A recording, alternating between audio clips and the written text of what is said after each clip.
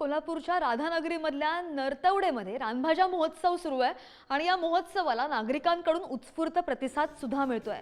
आमदार प्रकाश आंबेडकर यांच्या पुढाकारामध्ये राधानगरी तालुका कृषी विभाग आणि आत्मा संस्थेकडून याचं आयोजन करण्यात आलंय।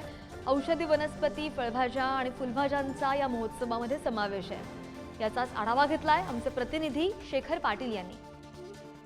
कोल्हापुरातल्या राधानगरी या ठिकाणी खरतर नरतवडे या गावामध्ये रानभाज्यांचा महोत्सव जो आहे तो भरलेला आहे आणि त्याच महोत्सवामधल्या मी काही भाज्या ज्या आहेत त्या आपल्याला दाखवतो। आपल्याला पारंपरिक भाज्याच या ठिकाणी नेहमीच आहारामध्ये आपण वापरल्याचं पाहिलेलं आहे, ज्यामध्ये मेथीची असू दे, पोकळा असू दे, शेपूची भाजी असू दे, या ज्या पारंपरिक भाज्या आहेत त्यांचं सेवन जे आहे ते आहारमध्ये आपलं खरतर आपल्याला पारंपरिक असते। मात्र ही सगळ्या भाज्या ज्या पाहतोय या वेगवेगळ्या प्रकारच्या भाज्या ज्या आहेत त्या या पूर्ण महोत्सवामध्ये आपल्याला पाहायला मिळतात। आपल्यासोबत काका देखील आहेत। ही भाजी कधी पाहिली होती का? नाही। कुठली भाजीचं नाव सांगितलं?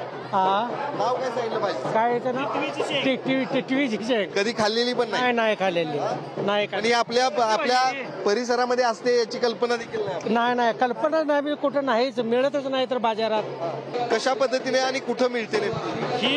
ही भाजी जून महिन्यापासून ते ऑक्टोबर महिन्यापर्यंतच ह्याचा पिरियड आहे। ही रानातच मिळू शकते, इतर कुठे तिची लागवड केलेली नसते, काय नसते, ही रानातच भाजी मिळते। ह्याचे एक वैशिष्ट्य सांगतोय, बारीक बारीक पीस करून ह्याचे हे आतला जो गाभा आहे तो काढून ही भाजी उकडून आपण जशी कडू कारल्याची भाजी करतोय तशा पद्धतीने आपण फ्राय बी करू शकतोय।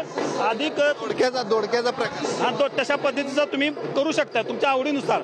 आणि हे खाल्यानंतर आपल्याला शरीरामध्ये जे पित्ताचं प्रमाण आहे ते 100% तुमचं कमी होण्याचा प्रयत्न होतो। काही भाज्या आहेत आपण जर बघितलं तर ही भाजी देखील आहे, या देखील वेगवेगळ्या भाज्या ज्या आहेत त्या या ठिकाणी पाहायला मिळतात। त्यांची देखील खरं तर माहिती आपण जाणून घेऊया। ताई आपल्या या ठिकाणी महोत्सवात दाखल झाले, कुठली भाजी? ही चिचुरटी आहे। ही चिचुरटी अशी म्हणजे उन्हाळ पावसाळ्यात मिळते शेतात, म्हणजे शेतीत कुठं पण मिळते रानभार ह्याच्यात। ही अशी नीट करायची, भाजायची, तेलात भाजायची आणि भाजल्यानंतर जसा ठेचा आपण करतो तसा ठेच्यासारखी भाजी करायची। तुम्ही काय घेऊन आला? हीच वडी आणि भाकरी घेऊन आलेले आहे। आऊबाई दत्तात्रय पाटील, गाव माझे फराळे आहे। आणि ही भाजी सगळी आयुर्वेदी आहे, रक्तवाढीची आहे। ह्याच्यामुळे काय रोगराया काय होत नाही, बिगर केमिकलची भाजी आहे।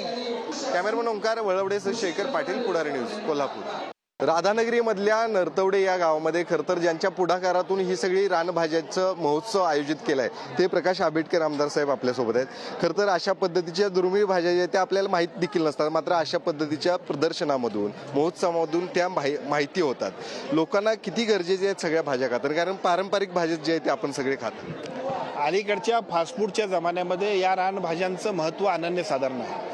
जे आजार वाढले ते सगळे आजार हे फास्टफूड आणि पिझ्झा बर्गरच्या नवीन संस्कृतीमुळे वाढले। आणि आमच्या पूर्वजांनी ज्या पद्धतीने एक मौलिक असा ठेवा आमच्या सगळ्यांच्यासाठी हा रानमेवा जो उपलब्ध करून ठेवला आहे त्याचा वापर भविष्य काळामध्ये आपल्या आहारामध्ये सुद्धा करणं अत्यंत आवश्यक आहे। हाच उद्देश ठेवून या कार्यक्रमाचं आयोजन कृषी विभाग राधानगरीच्या वतीनं आमच्या सगळ्या टीमने केलंय।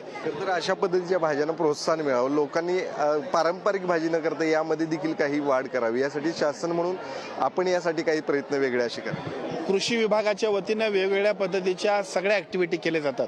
त्या सगळ्या ॲक्टिव्हिटींसाठी आत्मा ही जी कृषी विभागाची एक अत्यंत चांगल्या पद्धतीची यंत्रणा आहे, या यंत्रणेच्या माध्यमातून अशा पद्धतीनं जे शेतकरी अशा रानभाज्या करतील त्या सगळ्यांना प्रोत्साहित करण्यासाठी योग्य पद्धतीचं अनुदान, त्या सगळ्यांच्यासाठी मार्केट उपलब्ध करून देणं, यासाठी एक आराखडा आपण तयार करणार आहोत आणि त्या माध्यमातून हा जंगलचा मेवा लोकांसाठी उपलब्ध करून देणार आहोत। कॅमेरामन ओंकार वळवडेसह शेखर पाटील, पुढारी न्यूज, राधानगरी, कोल्हापूर।